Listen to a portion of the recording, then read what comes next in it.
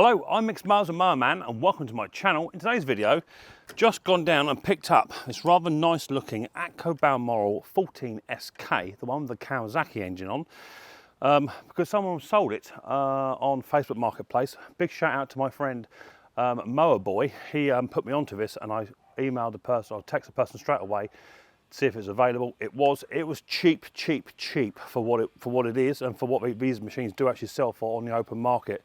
So super happy, and I messaged the woman. She said it's just recently been serviced, so we checked that, and she said it's for sale because the pull cord has snapped.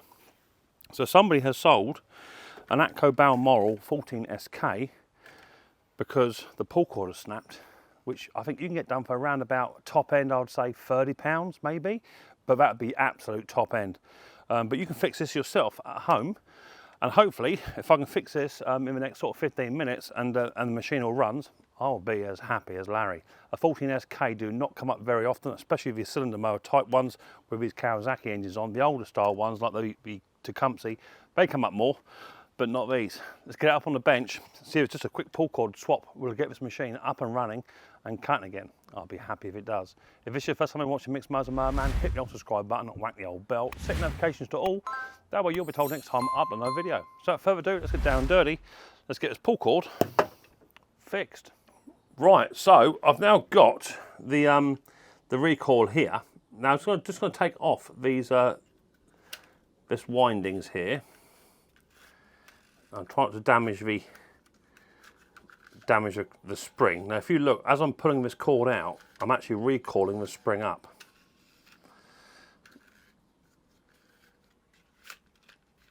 So I'm actually putting tension back on that. So now I'm going to remove a cord. That's the old cord, we'll take that out.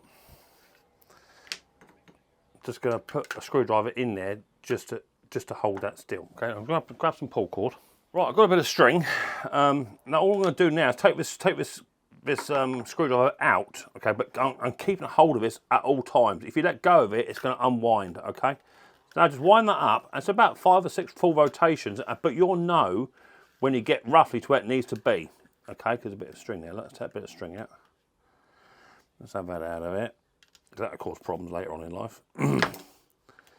So we're getting there. The tension's really quite tight now. It's there. That's where the tension is. So I've got no further than that. Now what we want to do is line up the hole here with this hole here. So back it off just half a turn to about there. Then get your pull cord. Just burn the end of your pull cord off, just so it's in a nice point. And you want to thread it through the hole and through the holes. Just line them up best you can. Through and through. Then put your screwdriver back in just to hold it. And all you want to do then, pull the cord through and just tie a little simple knot. Now I'm using quite thick rope here. This is about a 4mm, 3.5mm rope. Because the rope that come out of that is about 4mm, okay? But this is not a very good high quality rope, not a good nylon. You want a real nice nylon one because it stops the fraying. Then pull that back through. Now what I'm going to do is, before I go any further, I'm going to get a bit of carburetor spray. I'm going to clean the gunk out of there with carburetor spray. I'll give it a quick little blow off my air compressor.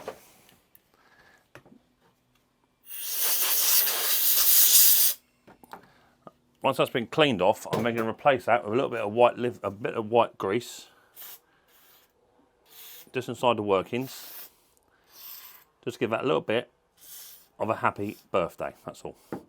Now that's done, I can now remove the screwdriver whilst holding the cord, and now release the tension very slowly off of the cord. And you'll know when it's full because it stops spinning. Now I've got about 7 feet of cord here, but what you want to remember is this will go up to the top of a handle. Okay, so once it stops on its own, which is there, okay, you want to leave about a foot of rope. Okay, so cut that off there, and we're going to burn the end of that as well into a point, mind your fingers. Then I want to grab the existing pull cord. And these ones on here, these genuine ones, are hidden inside. Take that out. And then take that knot out of there. And then you want to put this cord through this housing first, okay? All the way through, and then lose that down the bottom. And then this one here sneaks up this hole here through there, and then tie a knot, okay? I'm going to tie a big enough knot so that you know that that cord will not go through that hole there. That hole's quite small, to be fair, and there's not much chance of that not going through there. But if you're at all concerned, just put another knot in there, okay? Another knot is not going to hurt. Straight on top. That then go in, tuck it all in there out the way, and bring the pull cord back up to the top, and that's your pull cord repaired. Let's get it fitted back to the machine. Right, now that the pull cord has been greased up, replaced with a new cord, we can now refit the mechanism onto there. So like in there, that's not too bad. So the lady said this was recently repaired and serviced. We can then get our pull cord catch and also the free locating bolts and nuts. Now these nuts are different. One of them has a slight collar on it, okay, and that goes over the far corner over here. And the other two are slightly chamfered. Okay, and these ones are slightly chamfered at the end, you see. These ones will go on here. And this is designed to keep the pull cord away from the air filter, okay? And it goes with a chamfer bit going inwards. Let's wind them on.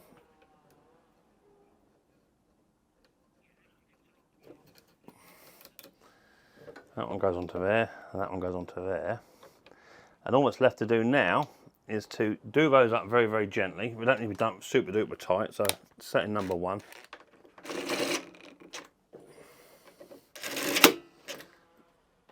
And then just got to hook up the pull cord up to the top handle so that we know where that goes. So we've got a quick little impact.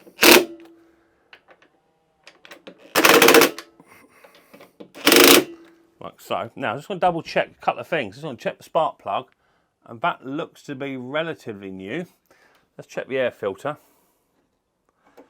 because she said it was not that long ago serviced. Let's just double check that. And I'm expecting to see a brand spanking new filter in here, or pretty much new. Yeah, it is pretty much new. It looks clean.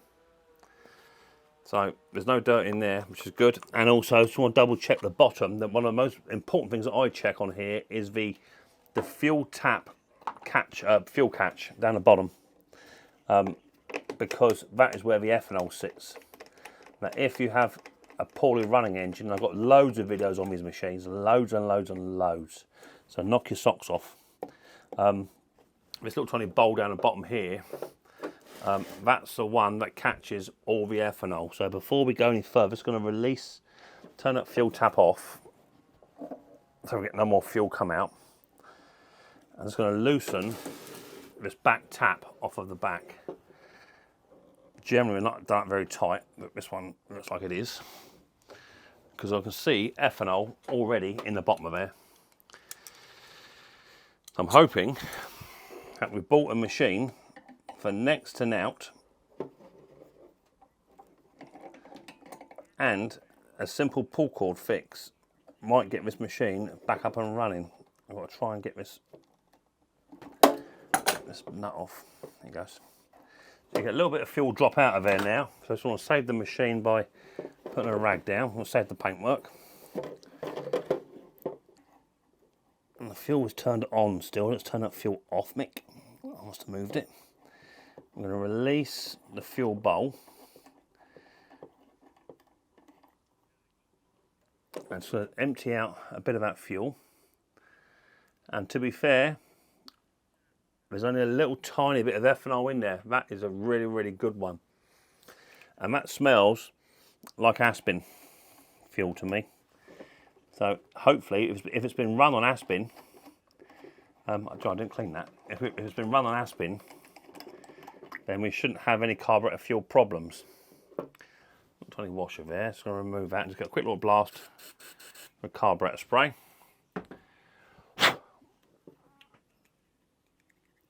It's just a quick little way of maintaining your machine, just by removing that little tiny fuel tap. But I am divulging away from the video, but it's just generally what I do. So we're just going to nick that up now, just hand tight, doesn't have to be tight at all. And we just turn the fuel back on, and then just double check for leaks, make sure we're getting no leaks out of the machine. So, right, so that should be the pull cord done. Let's take it outside. I'm going to get a quick little spit and polish up anyway, just so you can see what it looks like now to what it looks like in a bit. I'll take it outside and then we'll go from there. Try and fire it up. See if I can save this little mower. Right. Okay. Atco Mower 14 SK. Sold as a broken machine due to broken pull cord. Can you believe that? Broken pull cord. So, let's see if they were telling the truth or if they were lying. Looking at the state of the machine, I would say they were telling the truth, because the exhaust has done no work at all. Onto choke. Now, it might want carburetor work.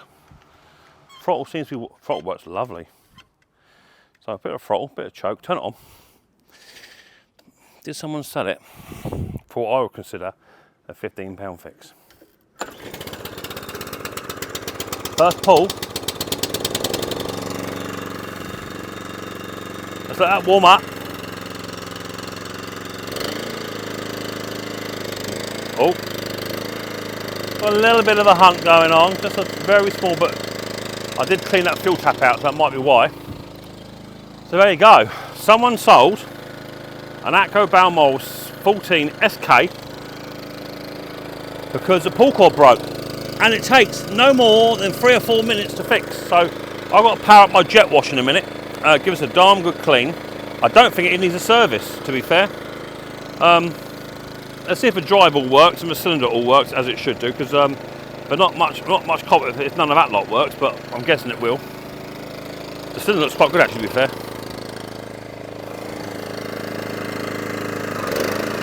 Yeah. Oh yeah, there's nothing wrong with that.